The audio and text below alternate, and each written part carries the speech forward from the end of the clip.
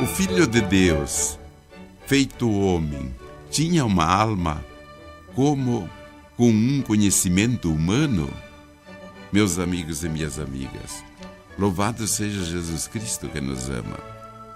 A nossa caminhada para nos aprofundarmos na fé, para conhecermos melhor as razões da nossa esperança, nos leva hoje à pergunta de número 90 do Compêndio do Catecismo da Igreja Católica.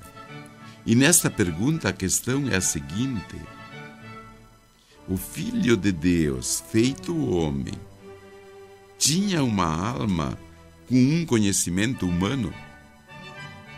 Tinha uma alma com um conhecimento humano?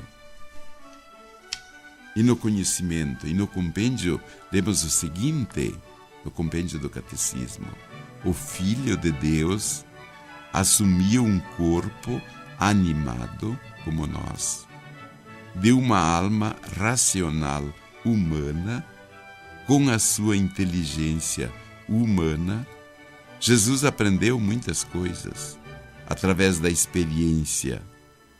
Lemos, por exemplo, que quando Jesus tinha 12 anos, Lucas diz assim, que Jesus crescia em sabedoria, em idade e graça, diante de Deus e diante dos homens. Então é bem claro, Jesus crescia, ele quis, como nós, aprender e submeteu-se. Havia os pais que lhe ensinavam, Nossa Senhora, São José. Os pais o educavam e lhe introduziam naquelas que são as tradições e dos costumes humanos.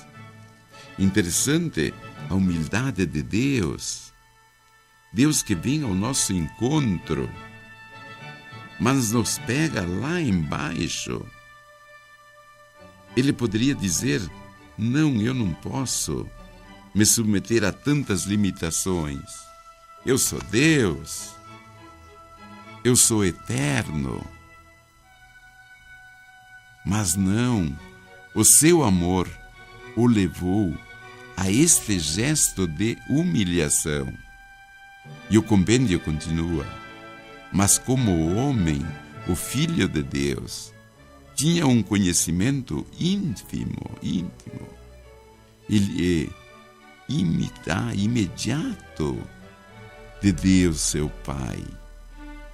Não podemos nos esquecer que Jesus não tinha o pecado em si, não tinha a consequência do pecado.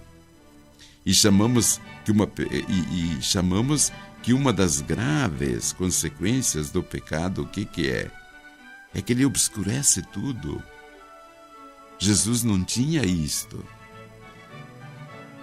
Torna difícil lembrar de Deus, porque há uma inclinação para o mal, para o homem, com as consequências do pecado. Jesus não tinha esta inclinação para o mal. Por isso, o seu conhecimento de Deus era perfeito. Mesmo tendo assumido a nossa natureza humana, e o compêndio diz mais: Jesus penetrava igualmente nos pensamentos das pessoas, nos pensamentos secretos dos homens. Isso nós vemos em tantas ocasiões.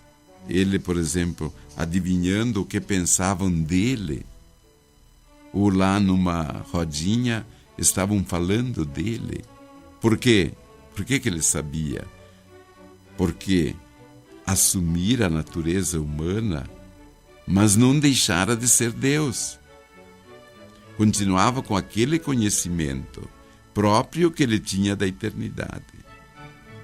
Diz mais o compêndio: ele conhecia mais plenamente os desígnios eternos que ele viera a revelar. Tinha um conhecimento pleno porque era Deus que havia se encarnado.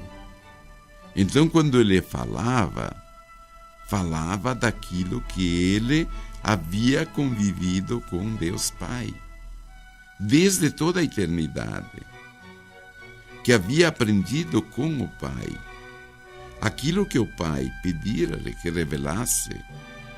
Portanto, sem esta revelação de Jesus, jamais nós penetraríamos nos mistérios de Deus.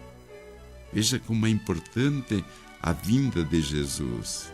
Se fez igual a nós, porém não tinha aquela escuridão, diríamos, que nós temos.